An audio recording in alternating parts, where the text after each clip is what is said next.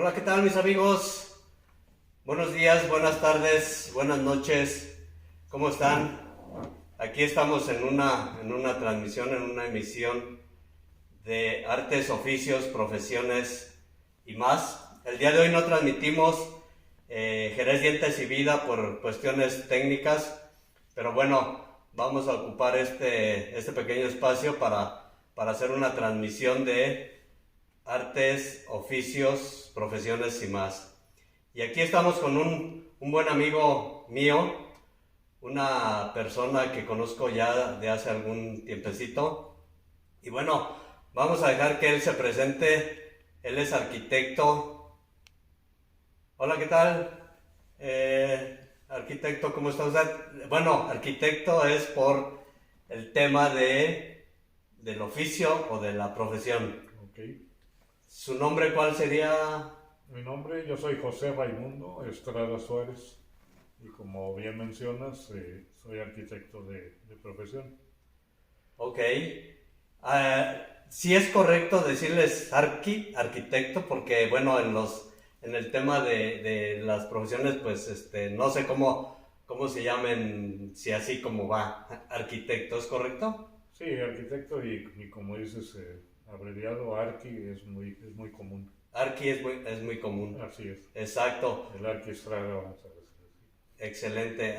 Así lo conocen, Sí. el Arqui Estrada. Ujú. Ah, pues excelente. No, pues muy bien. Primeramente, gracias por recibirnos aquí en este espacio y otorgarnos un tiempecito de su espacio, de su vida, ¿no? Para conocer un poco de quién es el arquitecto Estrada. Correcto, con mucho Es, gusto. gracias, gracias. ¿Usted siempre se dedicó a esto de la arquitectura? O sea, me refiero a antes de estudiar, ¿usted iba para arquitecto o tenía en mente otra carrera? No, la verdad es que siempre tuve pensado la carrera. Yo creo que el antecedente es que mi padre fue ingeniero arquitecto y yo tuve la fortuna de convivir en muchas ocasiones desde niño, de acompañarlo a sus obras. Recuerdo cuando tenía 9 años lo acompañé a una obra que estaba en una mina. Él construyó para la compañía Peñoles, es una compañía minera muy importante, y para poder llegar ahí había que llegar en avioneta. Un vehículo tardaba aproximadamente 6 horas y media para poder llegar. Entonces, en alguna ocasión, de muy niño, me tocó acompañarlo y en la avioneta y me llamó mucho la atención. Y al paso del tiempo, pues la verdad, yo esperaba que fuera los sábados para acompañarlo a rayar, a revisar sus obras. Pero la verdad, desde joven, desde niño, pues tuve contacto con esto. Lo acompañaban las obras como en la parte Hay una parte que, por ejemplo, mi papá fue albañil, Ujú. entonces nosotros desde muy chamacos, desde muy niños, pues siempre anduvimos con él, pues que nos llevaba precisamente a ayudarle a trabajar. Sí. En el tema, ¿usted iba con él a ver cómo se desarrollaba el tema, el trabajo del arquitecto, o hacía trabajo de albañil también en su momento? ¿Eso cómo eran? No, la verdad es, o sea, esto que te comento es, digamos, de muy chavo, 8 o 9 Sí, años. sí, ok, Ya a los 15 años, él tenía obras fuera y en vacaciones sí acostumbraba a ir a trabajar. De hecho, mi primer trabajo, digamos, dentro del área fue como operador de maquinaria. Él ganó un concurso, nosotros vivíamos en la Ciudad de México y ganó un concurso para construir la ampliación de Cepamisa, ok. celulosa y papel de Michoacán. Este, y fue un contrato que empezó por 3 meses y le fueron ampliando el contrato hasta el grado de que duró casi un año, 8 meses, este, construyendo ahí. Y como dices tú, ya realmente el contacto era en vacaciones. Yo acostumbraba Claro. irme de México a Morelia y mi primer trabajo fue como operador de un rodillo, dando pasadas en las, o decimos, rindiendo el material para las plataformas de las naves industriales. Ok. Y ya un poquito más adelante, digamos ya los 2 años siguientes, ya entré en el área administrativa apoyando al contador. Todavía me correspondía pasar raya al personal y llevar todo el control de la cuestión del seguro social, etc. Estoy hablando que eran aproximadamente 580 albañiles, entonces, aunque es la bastante, labor ¿no? empezaba a las 8 de la mañana, pues yo empezaba pasando lista para su ingreso, más o menos como a las 6:30. Entonces realmente empecé a tener contacto desde ese tiempo. Oiga, Arqui, ¿y usted es egresado de? Mira, yo tuve otra fortuna. Mi padre fundó la carrera de arquitectura en la Universidad Michoacana. Oh. Curiosamente hoy, que es día 10 de noviembre, se cumplen 43 años de que inició la carrera. De la fundación de la Así carrera es. de arquitectura. Así es. Bueno, del establecimiento en la universidad, ¿no? Así es. En la Michoacana de San Nicolás de Hidalgo. Así es. Ok. Entonces, a mí me tocó la fortuna de ser primera generación de la carrera de arquitectura ahí en la Universidad Michoacana. Entonces es egresado de la Michoacana directamente. Así es, sí. Ok. Aunque ya posteriormente, por cuestiones del mismo trabajo, que ahora ya podemos ir comentando más adelante, también me correspondió ser primera generación de la maestría en administración de empresas constructoras. Esa fue en la Universidad La Salle, apoyada por la UNAM. Ok. Y soy egresado de esa primera generación también. Ah, excelente. Entonces, usted entiendo que vivió como que en la infancia o la niñez, a ver si no me estoy como perdiendo un poco, pero en la Ciudad de México. Así es, sí, hasta terminé primero de preparatoria en la Ciudad de México. Ah, ya. Y después, por cuestiones de trabajo, ya toda la familia nos trasladamos A Morelia. Ahí terminé mi preparatoria. Ok, Morelia es una ciudad preciosa, ¿no? El Sí, clima, todo esto. Totalmente, sí. Excelente. Y allí, y cuéntenos allá, por ejemplo, cuando estaba en México, ¿qué tal era? ¿Medio tremendón, medio latoso? La verdad es que no. Tranquilón, Sí, siempre tranquilo. Sí, ahora sí que han cambiado mucho las formas, ¿no? Comentaba la otra vez con mis hijos. Yo recuerdo que las fiestas, digamos, en los fines de semana, que terminaba pues la semana de clases, nos juntábamos en la casa de alguno de los compañeros, pero ni siquiera había alcohol, todo era agüita de Jamaica y botana y la bailada, ¿no? Realmente, Muy sano, aquello. realmente todavía era muy sano. Estoy hablando de los años 75, digamos. Ok. En el 76 es cuando nos vamos nosotros a Morelia. Entonces no le tocaron como las épocas de las bandas y ya ve que hubo un tiempo en México que se desataron. Digo, a lo mejor siempre ha habido como complicaciones en cuestiones de delincuencia y todo esto, pero hay un tiempo marcado, muy marcado, que hubo muchas bandas en México, ¿no? Bandas pues sí que en las colonias y que en esto se... Yo creo que sí, o sea, Sí, yo creo que eso siempre lo ha habido, aunque nosotros vivíamos en Ciudad Satélite. Oh, Pero, digamos, el contacto con algo parecido a lo que tú me comentas, yo estudié en el Colegio de Bachilleres, en el plantel 5, que estaba pegadito a Ciudad Satélite, y si acaso lo que nos llegó a tocar era cuando nos avisaban que iban a ir a tomar el plantel, los de CCH los porros, ¿no? Eso sí era común. Ah, ya, ok. Excelente, ¿no? Muy bien. Y entonces, después de esa parte, pues ya deciden cambiarse a Morelia. Bueno, me imagino su papá, ¿no? Que fue el que... Sí, mira, yo creo que mi papá y mi mamá tuvieron la intención de que toda la familia saliéramos del DF. Ok, Entonces yo creo que recorrimos un 80% de la República Mexicana tratando de conocer y él con la intención de encontrar un lugar donde hubiera universidad y donde el ambiente pues sí fuera diferente de la Ciudad de México. claro. Y es así como llegamos a Morelia, Michoacán. En ese tiempo ya estaba como medio complicado México de tráfico y así, ¿no? Sí, Sí, sí, la ya. verdad, sí. Oh, Sí, ya, bueno, mi papá tenía su oficina en Reforma y él procuraba, digamos, ya transitar ya tarde, ok. precisamente para evitar el tiempo perdido, ¿no? Y aún así, pues sí, pues, se hablaba de hora y media, digamos, de tiempo perdido en tráfico, en periférico, etc. Oh, ya.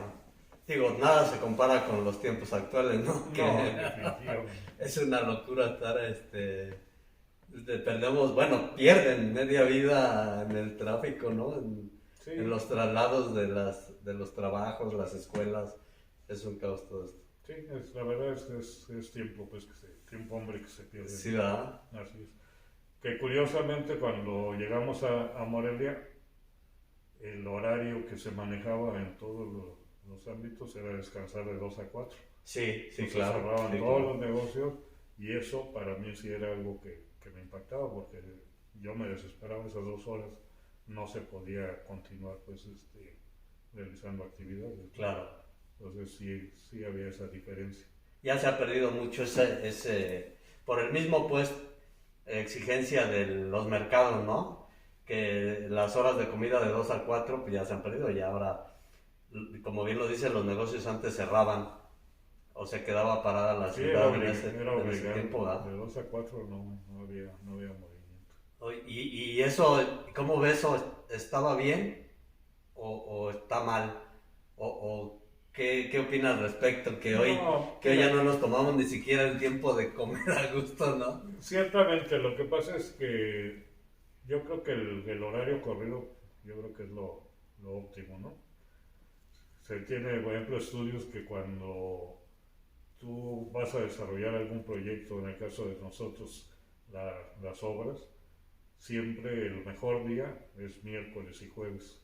Es cuando la gente ya está en ritmo y está produciendo mucho mejor. Ok, Siempre el arranque los lunes es difícil. medio Yo creo que flojón, hey. en todo tipo de oficinas, pues siempre el platicar de cómo te fue y el fin de semana, pero no se está generando trabajo. Entonces Claro. yo considero que el horario corrido es lo óptimo. De hecho hay planteamientos en algunos libros de gente estudiosa en la cuestión de productividad que dice que el horario ideal es de 9 de la mañana a 5. Y así se llama, la teoría de 9 a 5, que es el horario mejor para Más cómodo, trabajar ¿no? y para producir. O sea que la gente rinde mucho más. No, hoy por hoy no tenemos horario, ¿no? Digo, yo que de alguna manera soy técnico dental, Uh-huh. digo, nosotros mismos provocamos eso, ¿eh? El no respetar nuestro tiempo Uh-huh. de trabajo y nuestro tiempo de vida. No tenemos hora de empezar y no tenemos hora de terminar. En muchas, yo me imagino que en muchas actividades, profesiones, se da también eso, ¿no? Hoy, a menos que cumplamos con un horario como estricto, ¿no? No sé si llamarle como un tipo de empleo o una cosa así, porque si alguien es dueño de un negocio, pues sabemos que horario no... Yo creo que eso que comentas es clave. Me tocó trabajar también en gobierno del estado Ah, ok. como delegado administrativo de la Comisión de Pesca ahí en el estado de Michoacán. Y definitivamente pues la gente está acostumbrada a un horario, ¿no? Y el horario digamos, de la gente que le llaman de base era de 8 de la mañana a 3 de la tarde y hasta Y ahí. hasta ahí. Y nosotros en mi caso como subdirector o en el área administrativa, pues no teníamos horario. Claro. Que yo recuerde, dentro de la misma constructora de mi padre, yo nunca tuve vacaciones como tal o tenía un horario, sí había el horario normal de atención al público, pero dependiendo de las responsabilidades, pues es el horario. Entonces, como dices, yo en ocasiones actualmente, pues trabajamos sábado y domingo, es decir, sí hay que darnos ese espacio, definitivamente es algo que se requiere, ¿no? El descanso. Que tenemos, bueno, tendríamos que, ¿no? O sea, porque nos estamos envolviendo mucho en la vorágine, le llamo yo, de la misma sociedad, del mismo consumo que estamos teniendo y que cada vez, creo yo que cada vez nos consume más el consumismo y por lo tanto estamos como trabajando más para generar más ingresos, para pagar lo que consumimos, ¿no? Entonces como que eso nos está orillando a este sistema, estar trabaje, pagando, trabaje, pagando. Y antes yo creo que teníamos más, bueno, teníamos mis papás, o sea, la gente de antes, pues, como que tenían más esa libertad de no estar como siempre en friega, ¿no? Se tomaban sus pausas para comer, terminaban relativamente pronto su trabajo y la tarde pues obviamente la dedicaban a otras actividades, aunque muchos tenían o tienen dos trabajos, ¿no? Sí. Que eso es un horario que por lo menos se ve mucho en Estados Unidos, que ya ve que allá se cumplen 8 horas y básicamente todos se van a sus casas. Sí. Obviamente salvo los que tienen tiempo extra y cosas así, pues claro, se quedarán más tiempo, pero en general, la población termina sus 8 horas y se va a trabajar, y en México es como que no pasa tanto eso, ¿no? Así es. Sí, mira, yo considero, en base a tu pregunta, ese planteamiento, el famoso 9 a 5, yo creo que sería el ideal, ¿no? Sería lo ideal, incluso de lunes a viernes. Sí, siempre claro, y cuando la gente rindiera, ¿no? Claro. Desgraciadamente, mencionabas tú como dueño del negocio, pues la situación es diferente. Claro. Yo también así como algo que recuerdo ahí mismo en el gobierno del estado, pues yo tenía que estar aplicando una serie de medidas para poder llevar un control de rendimiento del personal y del mismo control, porque por ejemplo el internet, que en ese tiempo, estoy hablando en 2004 a 2008, que fue cuando estuve yo trabajando ahí en gobierno, y teníamos que implementar el control de qué es lo que estaba, el tiempo en que se estaba utilizando las computadoras. Entonces siempre la gente busca la manera pues ahora sí que de no trabajar de perder un poco el tiempo, ¿no? Sí. Entonces sí teníamos que tener ese tipo de control. Entonces ya después controlábamos en base a alguna clave, algo para que pudieran acceder, y al final de cuentas dejamos o quitamos o bloqueamos la parte de internet, exclusivamente lo que era la línea directa de gobierno entre dependencias. Claro.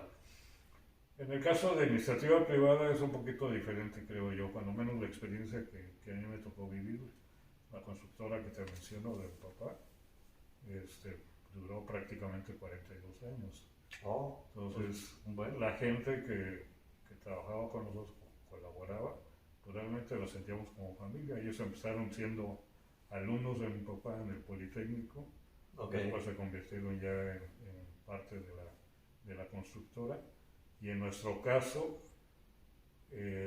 pues ingresamos varios arquitectos de la nueva generación, vamos a decir, que nos fuimos integrando al equipo. Entonces, la verdad, ahí había mucha responsabilidad y había una motivación, creo yo que eso es muy importante. Claro. Que ahí sí es como dinámico, como interesante, pues sí, como usted bien lo dice, que haya esa como cordialidad en un trabajo, por supuesto, ¿no? Eso es bueno. Cuando no estamos a gustos en un lugar, se hace un infierno, ¿no? Tanto para el trabajador como para el empleador, pues, para el patrón. Sí. ¿No? Así es, y recuerdo yo mucho que había un premio, digamos, al mejor promedio en la Universidad Michoacana, antes de que existiera la carrera de arquitectura para ingeniería civil. Entonces el mejor promedio tenía como premio poder ingresar a la empresa de constructora de mi papá. Entonces para ellos era muy motivante. Arquitectura no había que salir a estudiar a Guadalajara o a Guanajuato. Entonces ya cuando se generó la carrera ahí, nosotros corrimos con mucha suerte porque siendo pues, nuevos en la ciudad, pues eso nos permitía trabajar con los mejores arquitectos a nivel de sus dibujantes o de proyectistas. Entonces nos tocó aprender bastante bien, y aparte a manera de negocio era sensacional. Te comento, estábamos por ejemplo en tercer o cuarto semestre y empezó así que la pandemia de crear nuevos despachitos, ¿no? Entonces teníamos un ingreso adicional. Claro. Yo tenía el horario de escuela de 7 de la mañana a 2 de la tarde, y por la tarde trabajaba en la empresa de mi papá de 4 a 7, pero teníamos el despacho aparte. Con algunos compañeros hacíamos ese tipo de servicio, digamos. O sea, de alguna manera como que se intentaba que se generaran ingresos durante se estaba estudiando. Sí, la verdad es que pues era práctico, y uno como chavo pues no mide horarios y sí, eso, claro, ¿no? sí, claro. Y por ejemplo, para Organización Ramírez, que son los que manejan Cinépolis. Sí, así es. Y todas muchas plazas comerciales, nos tocó llevar a cabo tanto maquetas como los planos. Oh. Y la verdad era muy bien pagado ese trabajo. Te repito, no había la mano de obra en ese tiempo de Morelia. Entonces nosotros nos tocó esa suerte de tener ese tipo de ser pioneros ahí, ¿no? También. Y como experiencia también, porque claro. La verdad uno de ellos es arquitecto, el arquitecto Florentino. Ah, ok. Y él nos apoyó mucho.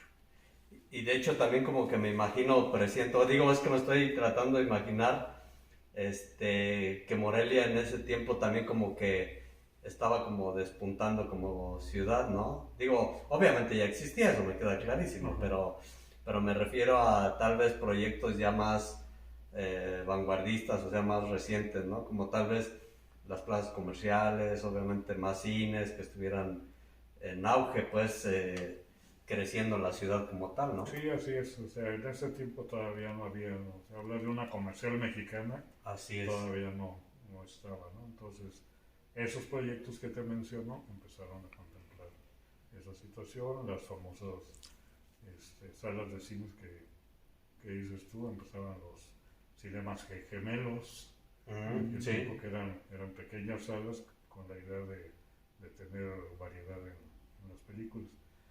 Y a nosotros pues nos tocó, la verdad, esa época muy padre, porque fue aprender una serie de conocimientos que nos sirvieron para proyectos pues no comunes, porque más grandes, lo normal es casa habitación, sí, oficina, claro, ¿no? Pero tuvimos esas dos suertes, de ser primera generación, la verdad nos tocó, teníamos el tema, digamos, del semestre, por decirte algo, cuestiones de salud, y veíamos proyectos pequeños, a mediano y a largo plazo. Entonces, en un mismo semestre veíamos a lo mejor consultorios, pero veíamos la clínica rural y veíamos un hospital durante los 4 o 5 meses que duraba el semestre. Entonces era muy enriquecedor, y vimos, por ejemplo, cárceles. O sea, que ahora yo en los programas de estudio que veo actualmente, pues no se llega a tanto. Entonces teníamos tema, digamos, por semestre. Claro, y de hecho también por lo mismo de que la ciudad o la sociedad va avanzando, pues se van dando como proyectos cada vez más grandes. Me refiero a, en ese tiempo que ahorita que menciona usted de cárceles, de plazas comerciales, no sé, incluso proyectar avenidas más grandes, etcétera, etcétera, pues porque de alguna manera en la ciudad, en Morelia, hablando en concreto de Morelia, pues iba creciendo, iba desarrollándose. Así Y es. ahorita me imagino que, bueno, eso lo tocamos más adelante, pero me imagino que ahora los proyectos ahora son totalmente diferentes, ¿no? Son muy futuristas, muy, no sé ni cómo llamar la palabra, pero por supuesto que debe haber también casas habitación, pero pues obviamente antes ese es un tema que tal vez sea importante, ¿no? Antes las casas habitaciones eran muy grandes y creo que hoy cada vez van siendo más pequeñas, ¿no? Se van reduciendo, se tienen que ir adaptando a espacios más, más pequeños, ¿no? Sí, fíjate que, por ejemplo, este tema que tocas tiene mucho que ver pues, con el crecimiento de las ciudades o de la población. En la población en La general, ecuación claro. demográfica genera ese detalle y el hecho de la obligación que tenga el gobierno de dar servicios, ya sea de agua potable, drenaje, etcétera, pues eso va haciendo que cambien las características, ¿no? Como dices, de la vivienda.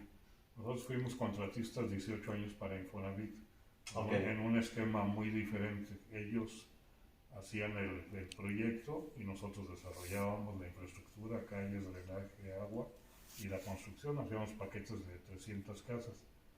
Todavía de aquel tiempo, de hecho, cuando nace Infonavit, le compran a Europa los derechos de dos de los proyectos que teníamos porque hacíamos nosotros conjuntitos de casas para crédito hipotecario de Banamex. Okay. Entonces eran paquetes de 18 casas, ese era el esquema que se manejaba. Pero era tan bien resuelto que a Infonavit le gustó dos de ellos y nos compraron los derechos para hacer casas, ¿no? Ya. Yeah. Ahí el detalle es que conforme va pasando el tiempo, como bien dices tú, en ese tiempo a lo mejor las dimensiones no fue el punto, sino los acabados o lo que ya se le entregaba a la gente. Cosa que para mí era una cuestión, pues no muy grata, ¿no? Porque ya las viviendas ya no eran tan dignas, digamos, para la gente. Claro. Incluso hubo un tiempo, estoy hablando hace unos 20 años, en donde empezaron los famosos pies de casa. Entonces era pues general como un cuarto y ya la gente tendría que hacer sus ampliaciones o darle los terminados. En nuestro caso sí llegó a haber el momento en que nos decían, ¿sabes qué? Ya estas viviendas nada más vamos a entregar la pura tarja, los muebles de baño y hasta ahí ya la gente tiene que colocar piso, puertas, closets, etcétera. Sí, entonces ya todo eso pues sí es parte de esto que estamos platicando, ¿no? El crecimiento, el potencial que tuvo la población y el tratar de darle solución al tema de vivienda con los mismos recursos, pues eso generó esa situación.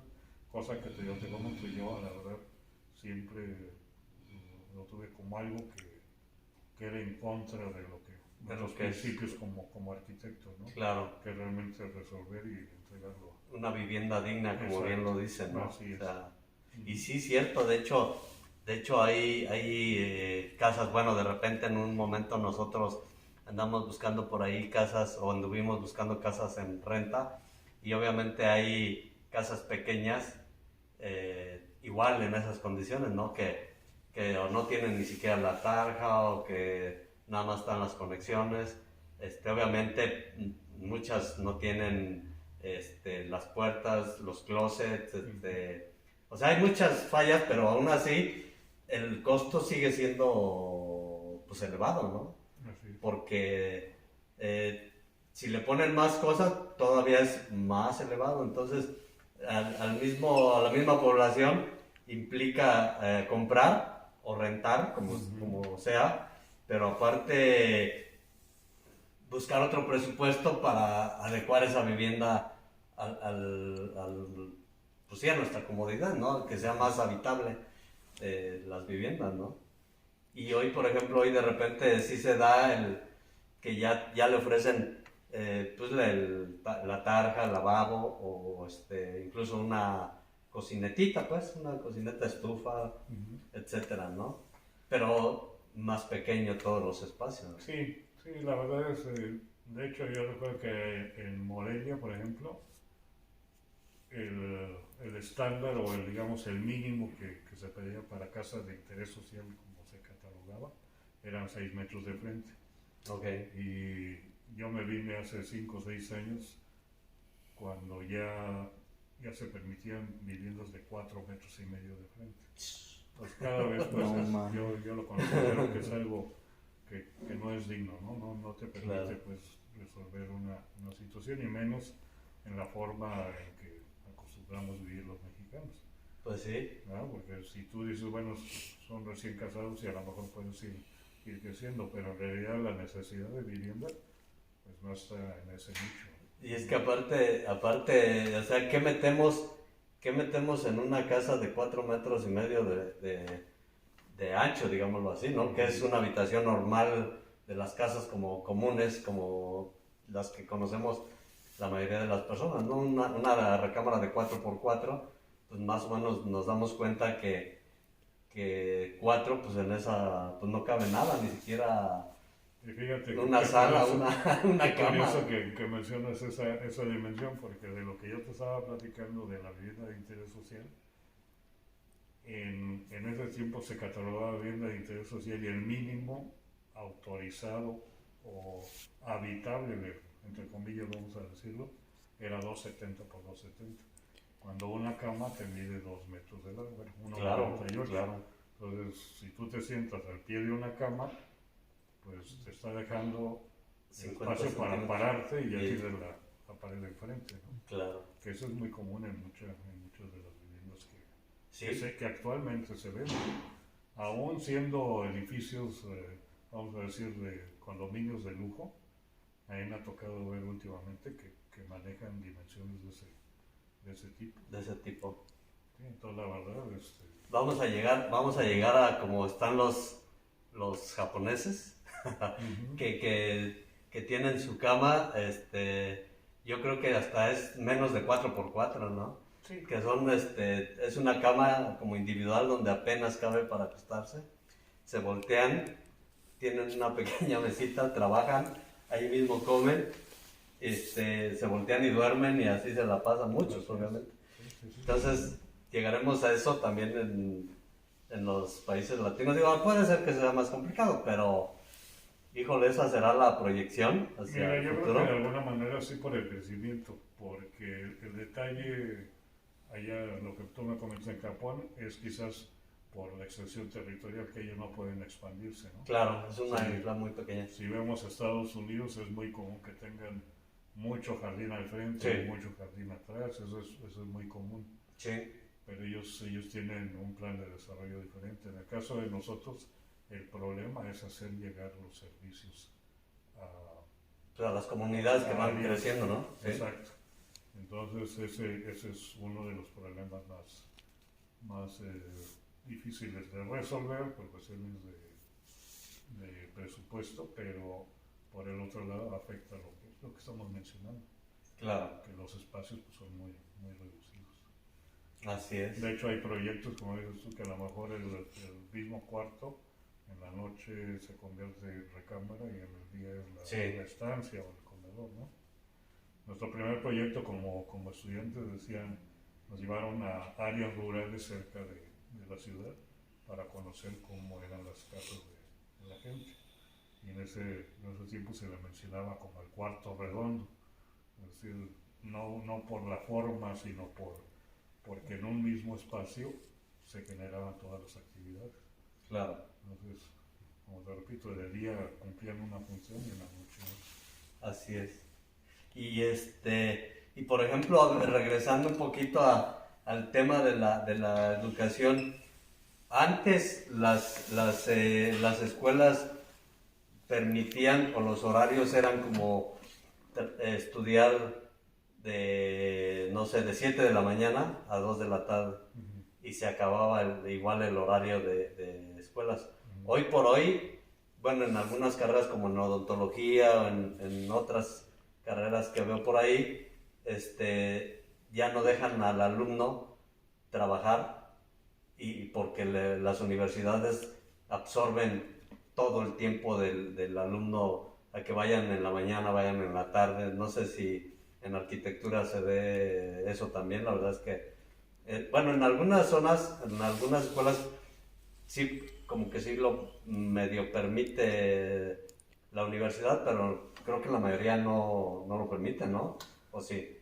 Lo que pasa es lo siguiente, mira, yo tengo la fortuna de ser profesor en diferentes universidades los últimos 28 años. Ah, ok. He dado clase.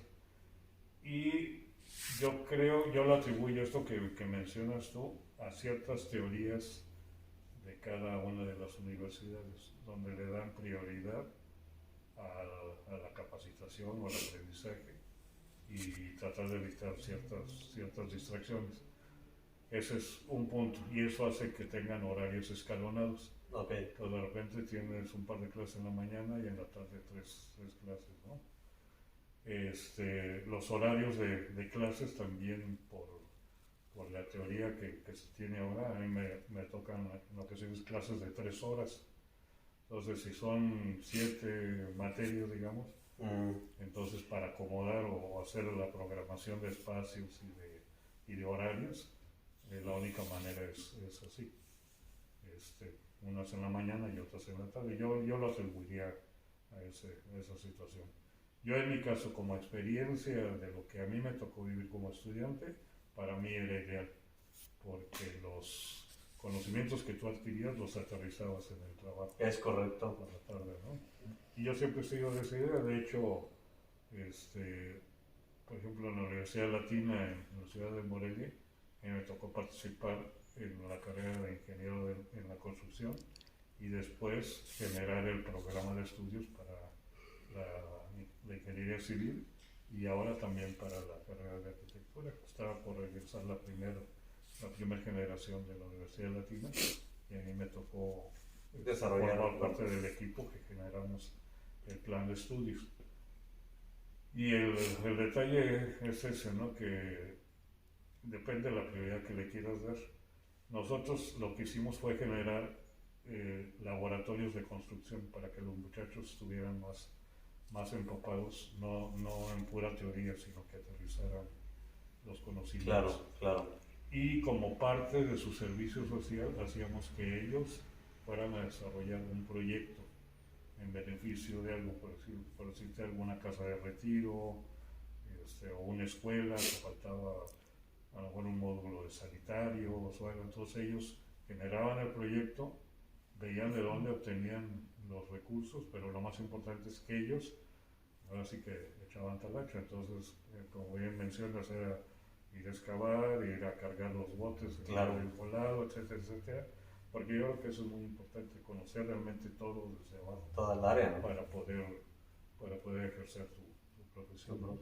Exacto. Decía mi papá, otra vez, tengo que mencionarlo porque él para mí y para todos mis hermanos pues fue una guía importantísima, ¿no? Claro. Pero decía que para saber mandar había que saber obedecer, ¿no? Eso lo dijo Napoleón Bonaparte. Exactamente. Y es algo que yo les inculco mucho a los muchachos. A mí, en el caso que tú me decías como experiencias, pues a mí me tocó empezar de office boy, después de dibujante. O sea, antes de entrar a la carrera yo ya participaba en la constructora. Y después ya en la carrera tuve la oportunidad de como dibujante, después como jefe de proyectos, después en el área de costos, después como residente. Y en una ocasión el administrador se regresa a la Ciudad de México y me ofrece mi padre el puesto de director administrativo de la empresa. Okay. Es por eso que después estudio una maestría en administración y realmente es a lo que yo estoy más enfocado. Sí, de hecho todas mis materias van muy encaminadas a esa parte. 9º y 10º semestre, tanto en arquitectura como en ingeniería civil, viendo materias de ese tipo, que yo considero que es como parte de cualquier negocio. Muy importante, claro. Es sí, porque salimos de las carreras, o salen más bien los que estudian como una carrera, una licenciatura, y no nos sabemos administrar, ¿no? Uh-huh. No sabemos hacer a veces proyectos, no sabemos hacer proyecciones de algún negocio. Me queda claro que en una parte básica, o sea, no como un administrador, sino, por ejemplo, si yo quiero poner mi laboratorio dental o un negocio del que sea, pues tendría que saber pues cierta parte de administración, igual como arquitectura, como ingeniería, no sé, que sepas que sí o hasta dónde sí y hasta dónde no, para que no corramos riesgos pues en la administración, ¿no? Las ganancias, que es lo que nos lleva a todo esto. Sí, fíjate que yo creo que eso es muy importante, algo que comúnmente recurren los muchachos recién egresados es a preguntar, oiga, pero ¿cuánto cobro por un proyecto? Claro. ¿Cuánto debo de cobrar? ¿Cómo cobro? ¿No? Y yo voy más allá, o sea, yo metido en esta parte y a lo que yo actualmente me dedico es asesoría de empresas y elaborar presupuestos de obra junto con su programa de obra, etcétera, ¿no? Y yo creo que eso es básico porque la primera consulta que te hace un cliente es ¿cuánto me va a costar? Claro. ¿No? Y hace rato mencionabas, oye, es que a mí me entregan la vivienda así ya sabes. Hay algo que a mí no me es muy grato para cualquier gente que está buscando a lo mejor llevar a cabo un proyecto, es que te ponen el precio por metro cuadrado. Sí. Cuando eso no es correcto. Sí, claro. Dentro de nosotros que hacemos los presupuestos, existen 5 etapas, digamos, para poder llegar al precio real de una construcción. Entonces, sí puedes dar un precio aproximado, decimos nosotros, que lo llamamos así por metro cuadrado, pero ese tipo de presupuesto tiene entre un 20 y un 35% de más o menos exactitud.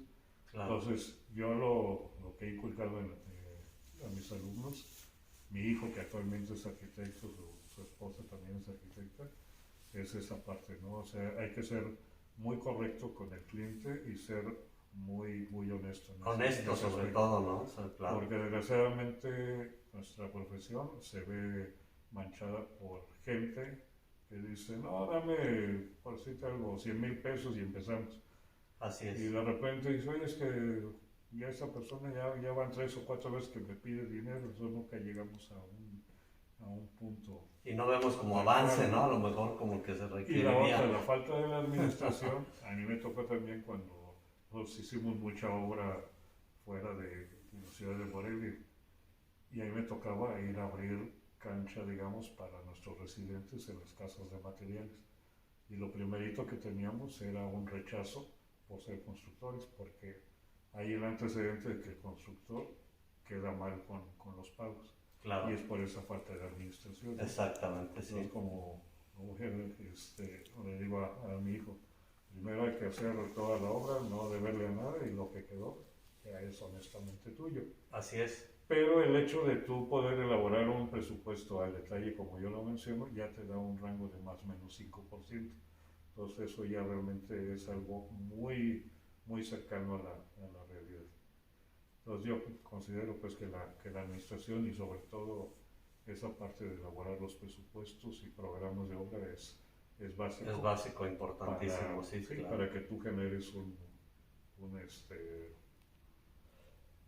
pues una muy buena imagen, ¿no? Claro. Como profesional. Y sí, fíjese que eso es bien importante porque, por ejemplo, nosotros, digo, comparo su profesión con la mía porque pues, no tengo otra para comparar, ¿verdad? Pero nosotros como técnicos dentales o laboratorios dentales salimos de la carrera y no sabemos cobrar, no sabemos cómo ponerle un precio a una prótesis. Entonces lo que hacemos nosotros es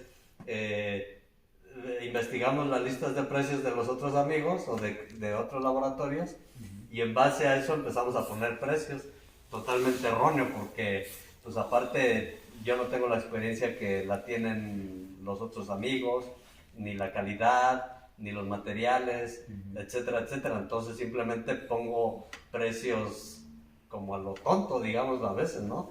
Y ahí empezamos a nuestro negocio y eso totalmente pues es un error. Sí, en nuestra carrera, y qué bueno que usted lo menciona, que lo dan acá, que lo da usted acá, que da administración, pues por lo menos para saber al principio cómo empezar, ¿no? cuánto cobrar, cómo cobrar, perdón, por qué cobrar, etcétera, etcétera, ¿no? Sí, sí. Entonces, pues eso es importantísimo también. Sí, esto que mencionas, fíjate que en el ámbito inmobiliario, por ejemplo, es muy común. No tanto la inmobiliaria o la empresa constructora que está haciendo la venta de las casas, sino en lo general, cuando tú a lo mejor tienes que poner a la venta tu casa, Sí, caemos mucho en eso. Es que la casa de enfrente o la casa de mi compadre es muy parecida. Cuando los factores que inciden en el valor pues son determinantes de lo mismo. Es decir, una misma casa con los mismos materiales no vale lo mismo en esta colonia que en otra colonia. claro. Es decir, hay factores de las vialidades, escuelas, comercio, todo eso es lo que le da una plusvalía a una propiedad. Pues es como también oferta y demanda, que es lo que pasa aquí en Querétaro, ¿no? Querétaro es, para mi gusto, muy, muy, muy caro en cuanto a vivienda, ¿no? Bueno, a servicios, por lo mismo de que hay mucha demanda, tal vez poca oferta o no sé, y así, entonces, pues las viviendas son muy caras, ¿no? Se encarece Sí, todo, pues. aunque fíjate que realmente, por otro lado, si tú te pegas a las cuestiones legales, digamos, un notario está obligado actualmente a pedir un avalúo fiscal, y ya. Real Entonces, también, ¿no? entonces ese es el real. O sea, el fiscal que le Ah, llamamos ok. es precisamente para evitar ese tipo de situaciones ficticias, de manejar costos que son o que no son. Entonces, el hecho de que esté apoyado con un avalúo fiscal que tiene que generar un evaluador profesional y certificado, eso es lo que te da la garantía a ti, tanto como comprador como vendedor, que el precio de la compraventa sea lo... Eso en el caso de compraventa, pero en el caso de rentas, por ejemplo, pues ahí cada dueño pone su precio como a él le parezca, ¿no? Ahí sí no hay tanto control, efectivamente. Excelente, ¿no? Pues déjenme mandar unos saluditos por aquí para alguna gente que nos está viendo. Claro. Valentín González, del Estado de México, que nos está viendo, te mando un saludo, Valentín. La doctora Irma Amador, por supuesto, que nos está escuchando, así es que no hay que decir nada que... Alex Martínez también lo está viendo. ¿Qué tal, Alex? ¿Cómo estás? Pedro César García, te mando un saludo. Alex Martínez León, Pedro Ángeles Guerrero, que siempre que transmitimos nos está viendo. Saludos a Abraham Telles de Toluca, ¿qué tal? ¿Cómo estás? Mike Duarte Luna, que también nos está viendo. Pedro Ramírez, hola Pedro, ¿cómo estás? Carla García, también de una compañía dental. Gustavo Monroy, pues aquí transmitiendo, Gustavo, en un programa de artes, oficios, profesiones y más, aquí con el Arqui Ray, Raimundo Ray. Entonces, que también su hijo se llama igual. Sí, y mi padre también. Y también, sí. Excelente. Sebastián Pisitello, me imagino que el apellido es italiano. Un saludo. Pues bueno, regresando un poco a la actualidad, Arqui, ¿no cree usted, por ejemplo, esto es como una especie de reclamo ante como que el sistema educativo, ¿eh? Uh-huh. Es un reclamo referente a lo que tocábamos hace rato de los horarios de las escuelas. Yo estoy totalmente en desacuerdo a este horario de que vayan todo el día a clases, sea de la profesión que sea. Uh-huh. Porque de alguna manera creo que a los papás, y tal vez lo digo desde el punto de vista del papá, le dejan toda la carga económica. Digo, y no porque queramos que trabajen los hijos, ¿no? Pero a lo que voy es que tendrían que trabajar para lo que usted dice, desarrollar en la práctica lo que aprenden en la teoría. Entonces sería correcto, justo además, que en las mañanas estudiaran y en las tardes trabajaran, o a la inversa, ¿no? Que en la mañana trabajaran y en las tardes estudiaran. ¿Para qué? pues para que de alguna manera también se vayan desarrollando profesionalmente y que sepan de alguna manera los jóvenes o la sociedad y que empiecen a generar ingresos para su propia manutención, ¿no? Incluso sus propios gastos.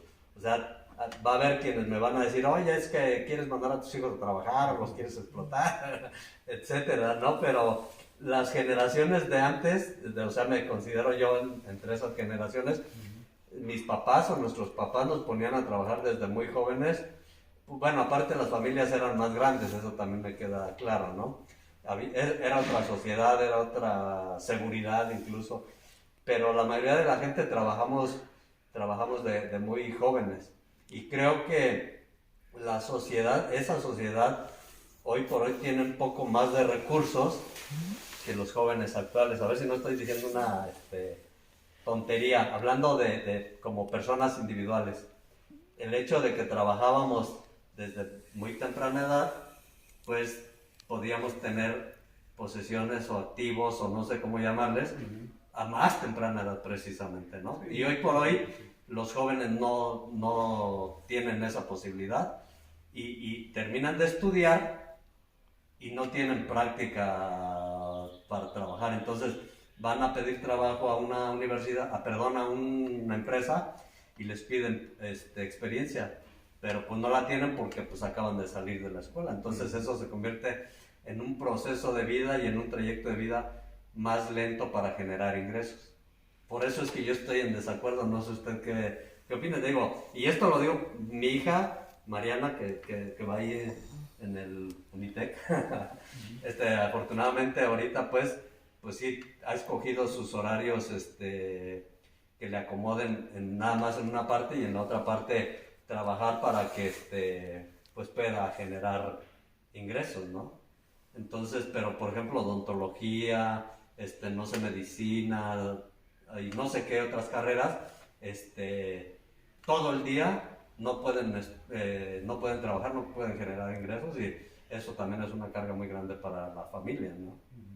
Entonces, no sé, usted da clases ahorita en el Unitec, que ese es el siguiente tema. ¿Actualmente usted da clases en la universidad? En el TEC de Monterrey. En el TEC de Monterrey. Sí, eventualmente me invitan ahí y ahora con esta cuestión de la pandemia, tengo participaciones también allá en Morelia vía internet. Pero lo que estás mencionando es muy cierto. Yo comulgo con lo que tú dices, es decir, la práctica es el maestro y, totalmente. Y yo coincido contigo en que eso es el ideal, tratar de ir aterrizando los conocimientos vía la práctica. Yo creo que en cualquier profesión eso es básico. Es básico. Imprescindible, debería de ser. Sí, te repito, son corrientes o teorías pedagógicas donde han movido mucho de esto. Esa es una parte, y la otra que te menciono, también la cantidad de alumnos en ciertas instituciones a lo mejor no te permite todo dejarlo en un horario matutino o vespertino como lo planteas, ¿no? Sí, en algunas carreras lo que se hace es los semestres, digamos, iniciales, los están dejando sí corrido, pero yo creo que debería ser al revés, precisamente para que los que ya van saliendo, que tienen más conocimiento, puedan tener experiencias profesionales. Claro. Y como te repito, nosotros, la empresa, nos ha procurado eso, que siempre hubiera las nuevas generaciones fueran ingresando a la plantilla de la constructora. Oiga, Arqui, y por ejemplo, las generaciones antes porque la pandemia vino a ser un parteaguas, definitivamente para todo el mundo, ¿no? Y entonces ahora vamos a hablar antes de la pandemia y después de la pandemia. y de la sociedad, yo creo el mundo así va a referirse, ¿no? Este tipo de carreras, enfocándonos en la arquitectura, me imagino que mucho tiene que ver con la práctica, por supuesto, ¿no? Salir al campo incluso a hacer mezcla con los albañiles, no sé, yo conozco gente y así que estuvieron estudiando arquitectura y en algún momento se fueron de ayudantes de albañil, ¿no? Para conocer lo que decíamos, toda la gama del área, pues. Pero después de la pandemia, o sea, todo esto se detuvo, o sea, los contactos sociales, etcétera, las reuniones y bla, bla, bla, que apenas vamos empezando. Pero antes de la pandemia los estudiantes salían mejor preparados que hoy, en estos 2 años que han terminado las carreras. Sí ha habido un retraso, sí hay un retraso palpable, salen con menos experiencia laboral o práctica, si le podemos llamar. ¿Cómo ve usted? ¿Qué opina? Bueno, así como me lo planteo, pues definitivamente sí se hace falta la práctica, ¿no? De contacto pues, físico con las actividades inherentes a la profesión. Sin embargo, se han desarrollado otro tipo de necesidades, que es el caso del home office que ahora se menciona. En el caso de nosotros como arquitectos, existen varias partes de la carrera que simplemente con tu computadora lo puedes desarrollar. Llámese en este caso pues los presupuestos, por ejemplo, con un programa, un software de costos y todo vía telefónico a través del internet. Es muy práctico realizarlo. La presentación, que es muy común para los clientes a través de los renders, ya no a las maquetas que elaborábamos o a las perspectivas a mano que realizábamos, ¿no? Ahora ya con los softwares es muy práctico y además le da mucha idea al cliente de cómo llevarlo a cabo. ¿Cómo va a quedar el proyecto, no? Sí, de hecho, en el último año, por ejemplo, mi hijo y mi nuera, la atención prácticamente al cliente ha sido a través de videollamadas. Virtual. Ya nada más se ven casi para firmar el contrato o para recibir el terreno por parte del fraccionador y dar inicio a la obra. Yo creo que es cuestión de adaptarse.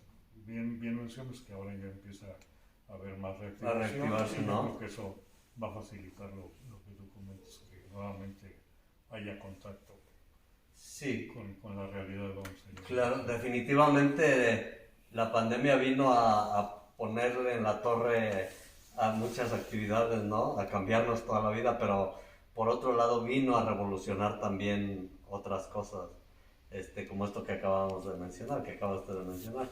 Antes era como más complicado el contacto virtual, porque preferíamos ir a comer, o sea, ir a desayunar con el cliente, explicarle, escuchar al cliente qué necesitas, etcétera, etcétera. Y hoy básicamente con una videollamada, como bien lo dice, dime qué requerimientos necesitas, te hago todo en un programa, te lo mando, lo checas, modificamos y ya no tenemos que tener tanto contacto, o no teníamos que tener tanto contacto, pero no se le hace como que más cálido ese contacto, por supuesto, Sí, personal, ¿no? Por supuesto, y por ejemplo antes era muy práctico ver a toda la familia, porque cuando uno desarrolla un proyecto, no es simplemente que el cliente te diga que no te recámara, sala, comedor, es decir, lo ideal o como debe de generarse un proyecto es tratar de resolver las necesidades de toda la familia. Sí, claro. Yo en una de las materias que daba en el TEC de Monterrey allá en Morelia, ponía un supuesto, entonces decía, es un terreno en tal fraccionamiento para una familia con esas características. Entonces yo les planteaba el perfil de cada uno de los integrantes de la familia para que ellos a partir de esa información empezaran a generar su proyecto, ¿no? Y después ya lo aterrizábamos en la parte técnica, es decir, primero la parte de diseño y luego íbamos viendo la parte de instalaciones, criterio estructural. Era un taller integral muy bonito que le daba mucho soporte al joven estudiante arquitecto, porque es a lo que se va a enfrentar en la realidad. La realidad. Oiga, y por ejemplo, hace tiempo, bueno, de hecho a mí, por ejemplo, yo soy muy como práctico manualmente, ¿no? Hablando. En algún tiempo cuando mi papá quería hacer nuestras casas, nosotros le decíamos, no, espérame, déjame hacer una maquetita. Entonces, con la madera balsa que después, bueno, ya conocíamos desde que yo estaba en en la secundaria, en el Conalep, que Ujú. como mecánico electricista, pues ahí hacíamos algunas maquetitas pequeñas de algo, ¿no? Entonces, con mi papá, cuando él nos quería apoyar a hacer, bueno, más bien él hacía las casas, por supuesto, nosotros decíamos, déjame hacer una maquetita para ver dónde voy a poner, pues, X cuarto, X así. Entonces los arquitectos antes se daba como mucho eso, y porque yo lo veía y porque pues estaba enterado por ahí de que así lo hacían. Tenían las casas llenas de maquetas, ¿no? Sí, Entonces hoy por hoy yo veo a mi hija Mariana, que por cierto le mando un saludo por supuesto, sí, igualmente. Gracias. que pues tiene 2 maquetas y ya va casi a finales de su carrera. Entonces le dice a mi esposa, Juanita, le dice, oye Mariana, pues ¿qué no haces maquetas o cómo practicas o qué anda? De no, ma. Dice, ya todo aquí lo diseño en la computadora. Dice, mira, ya hice esta casa, ya hice esto, aquí hice este centro comercial chiquito y ya me lo checaron y este fue el examen del trimestre pasado y etcétera y etcétera. O sea, todas sus maquetas ahora están en la computadora. Ujú. A mí no se me hace como tan, dirían los jóvenes, tan chido, ¿no? Pero otra vez volvemos a lo mismo, que esto vino a revolucionar toda la parte digital. Y digo, también es válido, por supuesto, ¿por qué no? ¿Verdad? Sí, mira, de todas maneras, yo por ejemplo, lo que es dibujo a mano alzada, lo que es simplemente, yo les pongo un ejemplo. El dibujo a mano alzada, yo me acuerdo que en nuestros tiempos de estudio nos decían, a ver, me van a dibujar tal edificio, o íbamos al centro de la ciudad y era elaborar la imagen de determinado edificio. La fachada, Ahí ¿no? practicábamos la perspectiva, practicábamos cómo se genera la sombra. Eso, O sea, todo eso es muy importante. Ciertamente los programas de cómputo pues, te resuelven mucho de esto. claro. Pero yo les pongo el ejemplo, si tú vas a la obra y le quieres explicar, ya sea al cliente, ahí el día que lo cites, o a tu maestro de obra, o a X técnico de la obra, pues tú tienes que generar un croquis, tienes que saber hacer esa parte. Sí, claro. No vas a andar cargando siempre la computadora. Así es, correcto. O el caso dicen, es que yo ya me compré el programa de costos, sí, pero tienes que tener la experiencia de cuánto rinde un albañil, cuántos metros cuadrados se hace de muro de tabique, Claro. o cuánto tarda en hacer la mezcla, o Inclusive las porciones materiales, ¿no? del cemento, arena, grava, Así es. etcétera. Sí, Entonces claro. todo eso, tú a un programa, pues lo tienes que alimentar de esa información. Sí, totalmente, claro. Entonces es el caso, por eso coincido en lo que dices tú. En el caso de las maquetas, todavía hay empresas que te requieren, y además es un trabajo muy bien pagado, la representación gráfica de los proyectos en ese tipo, es decir, las maquetas.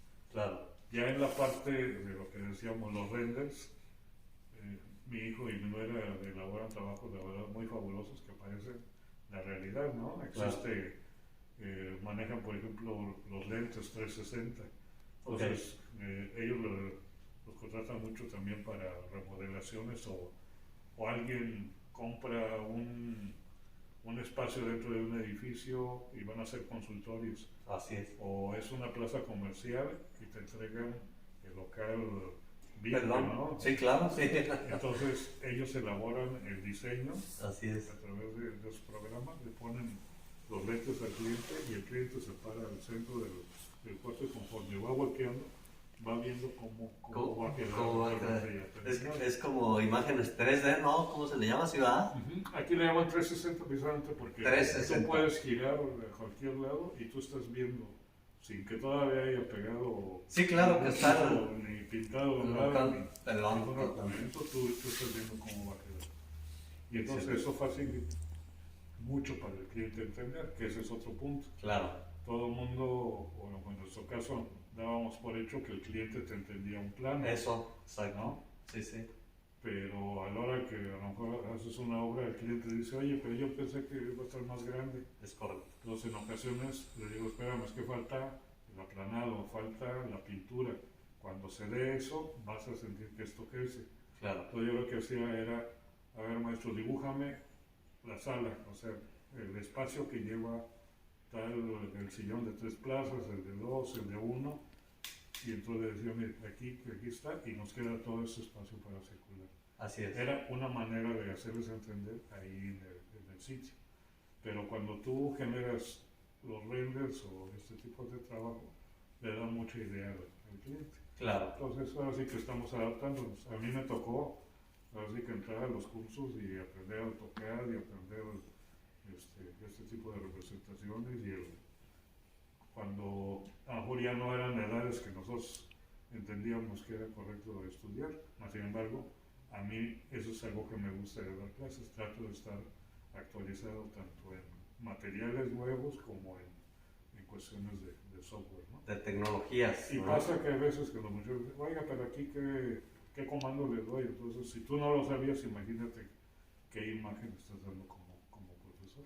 Claro, totalmente. Entonces hay que estar pues actualizados. Sí, esa es de las ventajas que nos dio la pandemia, ¿no? Que forzosamente tenemos que actualizarnos en el tiempo y con las tecnologías, porque si no, pues nos quedamos.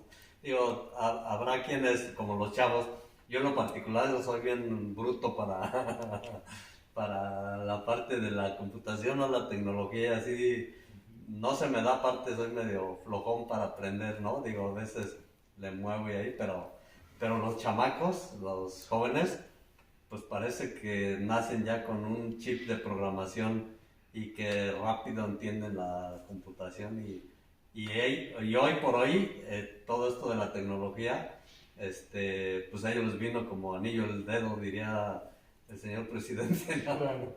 Que con la tecnología ellos están como peces en el agua, ¿no? Es lo que a ellos les toca vivir, ¿no? Esa es la verdad. Así es. Excelente, Martín Salinas, te mando un saludo. Martín, ¿cómo estás? Jorge Carlos Larios, te mando Lara Rivera, te mando un saludo, ¿cómo estás? Pues excelente. Arqui, el tiempo casi se nos está terminando.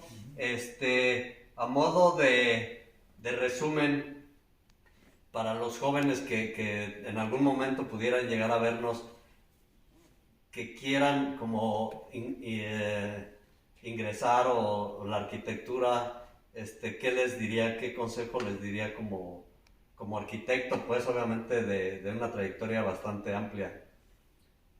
Mira, algo que es muy común, por ejemplo, en los muchachos cuando terminan la carrera es el miedo precisamente a enfrentarse ya solos a una realidad. Y algo que yo les digo es, o sea, no tengan miedo, es decir, hay que hacerlo, ¿no? Hay que enfrentarse. Y en 2, 3 experiencias que empiezan a tener, ya se sueltan. Claro. Entonces, la carrera de arquitectura, la verdad, es muy amplia. O sea, arquitectura como tal es diseño, arquitectura como tal es relaciones públicas. Uno como arquitecto puede trabajar a lo mejor en una inmobiliaria, o puede trabajar, tengo compañeros de mi generación, de esa primera generación que trabajan en Televisa, haciendo escenarios para las novelas desde hace 20 años. Eso está. En los teatros, como te menciono, simplemente como renderista, esto que hablamos, o sea, elaborar renders, esa es una cuestión muy bien pagada. Okay. La representación gráfica sin tener que llegar a hacer una obra, tú tienes una serie de opciones en donde te puedes ubicar, ¿no? Desarrollar. El otro día estaba viendo, hace muchos años hice un viaje con mi esposa a un crucero. Okay. Pues los cruceros, toda la parte bonita está hecha por arquitectos.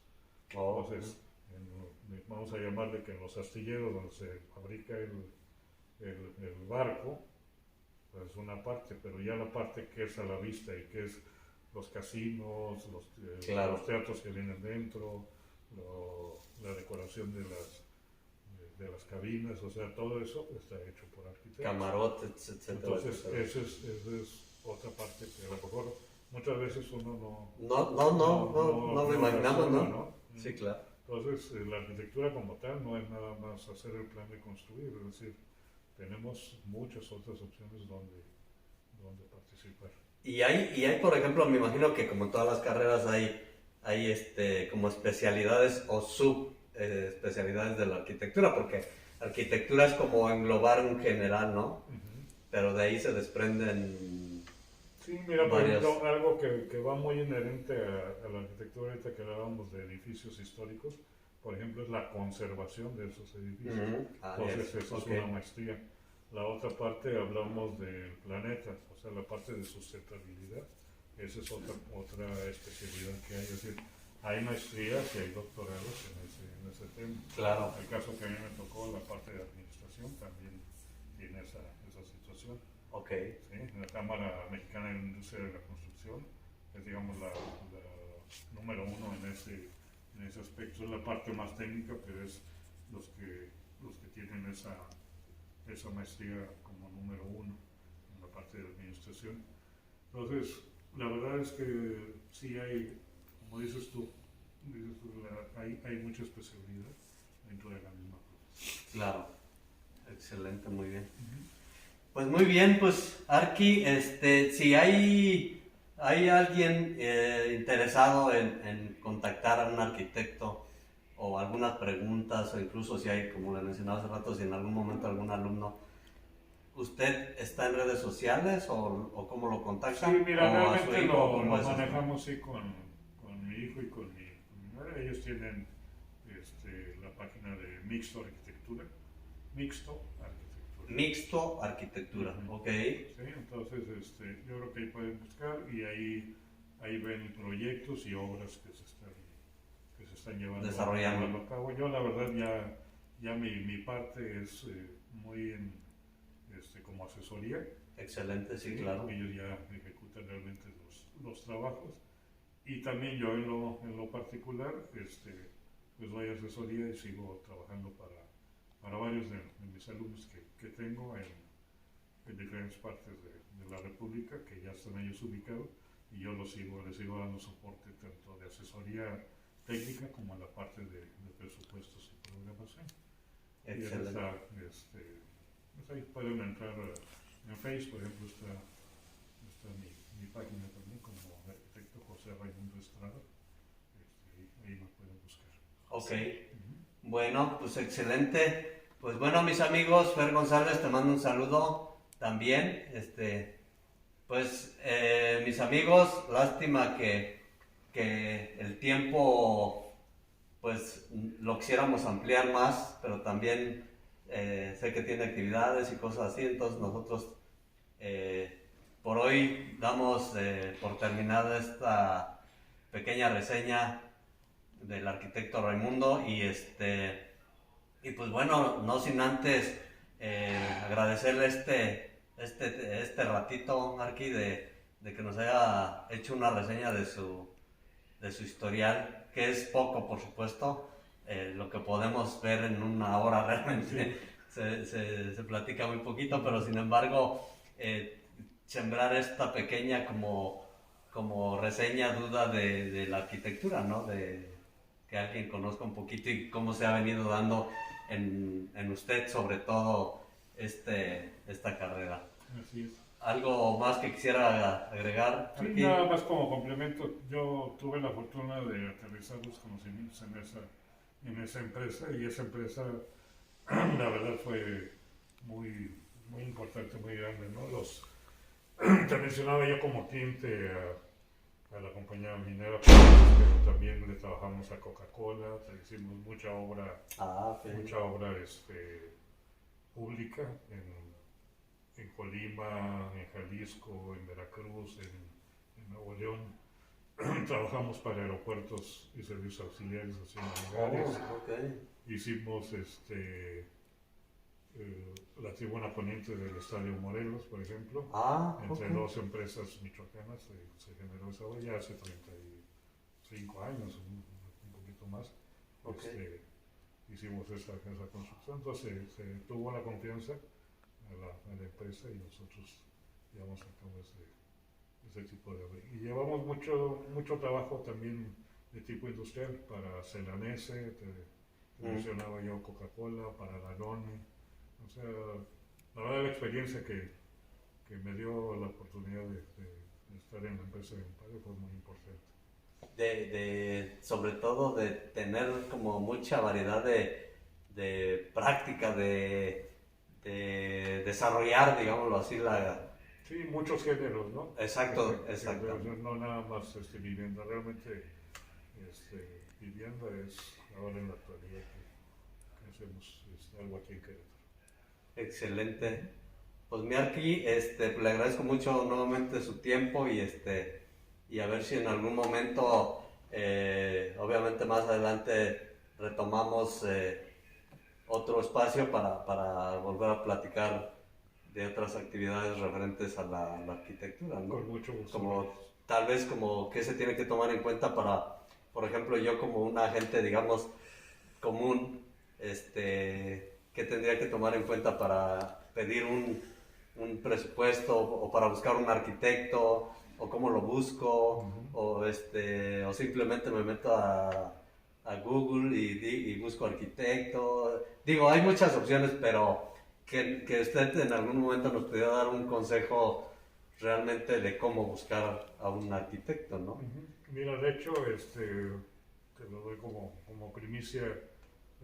Voy a iniciar ya más o menos en un mes a hacer publicaciones de videos, se llama Construclips, el canal, y voy a empezar a tocar ese tipo de temas. Es muy importante que la gente en lo general tenga más conocimiento de nuestra carrera y de cómo llevar a cabo un proyecto. Entonces, la idea de eso son videos cortos, tocando temas como lo que tú mencionas, ¿no? ¿Qué me conviene más si comprar una casa hecha? Exacto, o construirla, o claro. el tipo de material, o si me están cobrando correctamente, ese tipo de situación. Y que nos sirve a nosotros también como arquitectos de tener la manera de ser lo más honesto con los clientes. Claro. Así es. No, pues excelente, entonces pues tenemos para dar y compartir y conocer muchos temas, ¿no? Sí, la verdad, sí. Que están por ahí. Es muy amplio. Sí, ¿verdad? Lo que podemos tocar ahí. Excelente. Pues muy bien, Arqui, pues mis queridos amigos, pues de momento es todo por el día de hoy. Francisco Navarrete, te mando un saludo. Francisco, ¿qué tal? ¿Cómo estás? Priscila, Pris Presley, te mando un saludo, nos vemos el sábado. Por supuesto, tenemos que festejar, claro que sí. Entonces, pues mis queridos amigos, le agradecemos al arquitecto Raimundo y pues nos vemos en la siguiente cápsula, en la siguiente programación de artes, oficios, profesiones y más. Mi nombre es Roberto González Camacho y los espero en la siguiente. Hasta pronto. Gracias.